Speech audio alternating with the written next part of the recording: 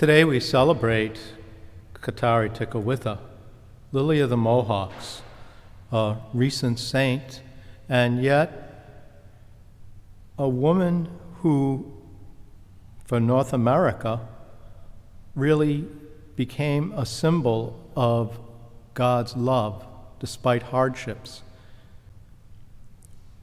One of the aspects I would ask you to consider that I know that I've been trying to look at in my own life, especially recently, is in the midst of the pandemic, in the midst of looking at a world, not just our country, not just our society, but within the world, what does a pandemic mean in light of faith?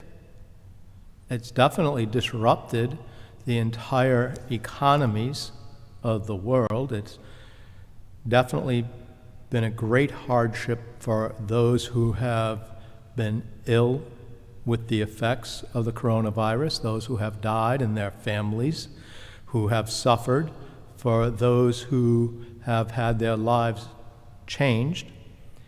And yet in each country, how do we look at it? How do we deal with it? And putting our scientists, doctors, those in abilities to try to fight and come up with answers.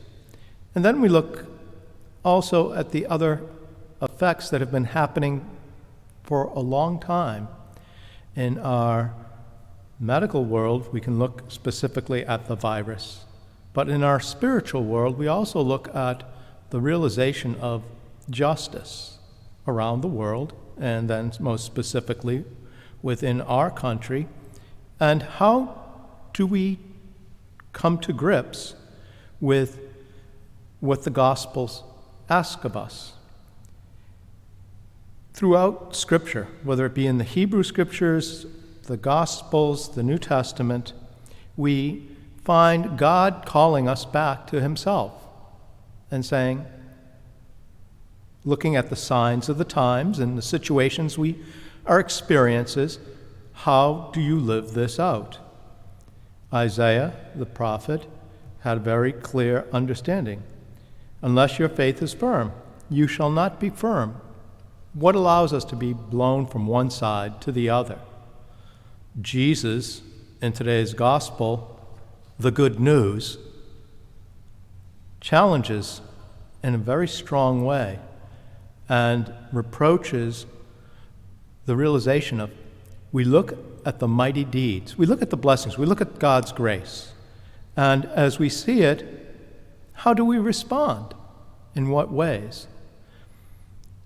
Depending on your lens, depending on your view, depending on who you are, that changes in a lot of different ways. And we can look at the wonders and the gifts, but we can also look at the shortcomings and the difficulties and the injustices. And in that, we turn to Jesus and say, what ways should we be living? We believe that you came in such a humble way. You offered yourself totally in teaching and sharing and healing. You wanted us to see the miracles that you provided, and then you even died, but rose again, even conquering death for us to say, there is more. There's a greater understanding. And I call you into that, not just in your words, in your faith, remaining firm, but also within your actions. And how do you see? There's always a large question of, how do we understand our history? How do we understand our faith?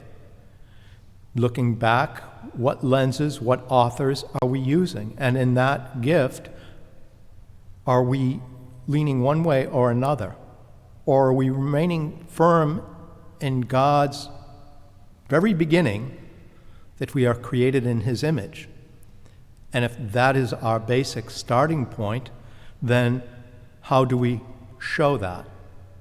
Today, as we celebrate Katari Tekakwitha, a woman who lived a difficult life, a woman who had definitely hardships because of not only the people that she was brought up with, but also within the faith that she embraced and the society that was done in, that there are definitely a lot of challenges. And today we look at, hopefully, examples of people who have struggled, who have had such hardships.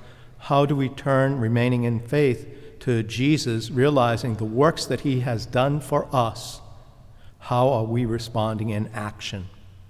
This day, may we ask her intercession that we continue to strive to live the good news, remaining firm in faith, understanding that from the very beginning, all are created in the image and likeness of God. And therefore, how do we help to lift up all in justice, in mercy, in compassion?